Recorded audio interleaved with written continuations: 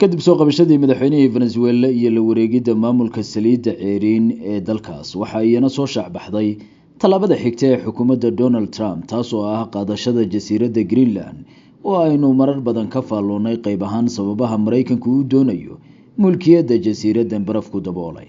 Donald Trump oo maalin ka hor ka hadlay sida ay ku wajahayaan qadiyadda qaadashada jasiiraddan ayaa yiri But right now, we are going to do something on Greenland, whether they like it or not, because if we don't do it, Russia or China will take over Greenland. Waxun ayaanu ka samayn doonaa Greenland haddii ay doonayaan iyo haddii kaleba.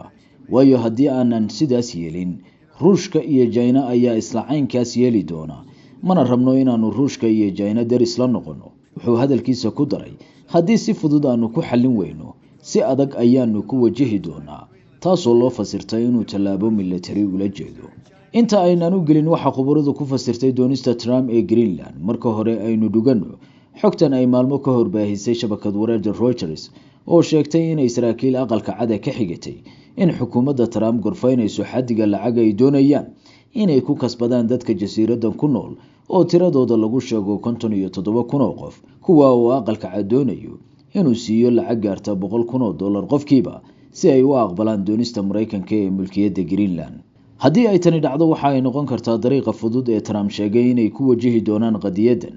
Haddiise ay Denmark oo jasiiraddani siyaasad ahaan hoos tagtaa diido doonistan, waxaa la odorasayaa in Mareykanku quwad ciidan ku wajihi doono qaadashada jasiiradda, taasoo noqon karta dagaal ka dhex qarxa jaalkii hore ee Mareykanka iyo midowga NATO. Tan ayaana ah midda haatan suurtagalnimadeeda cabsida weyn laga qabo.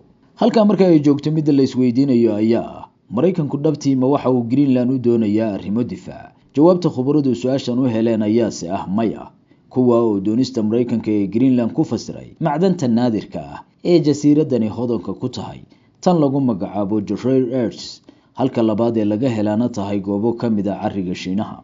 1.5 milyan oo janis oo macdantan khaaska ah ayaa lagu waramay inay hoos qotonto dhagaxa barafka ka samaysan ee daboolay inta badan jasiiraddan, taasoo ka dhigan in haddii Mareykanku si rasmi ah ula wareego Greenland uu hodan ka noqon doono macdantan. Ogow rare earths waxa laga sameeyaa inta badan waxyaabaha electriga ku shaqeeya, robotiska, gawaarida korontada ku shaqeysa, diyaaradaha dagaalka ee fighter jetska la yiraahdo, iyo aaladda wind turbines la yiraahdo ee dabaysha korontada ka dhalisa. Shirkadaha macdanta ee Mareykanka ayaa riixaya rabitaanka Trump ee qaadashada Greenland si la mid ah sida ay shirkadaha shidaalka dalkaasi kaalin sare uga qaateen dhicitaanka howlgalkii lagu qabtay maduurihii Venezuela.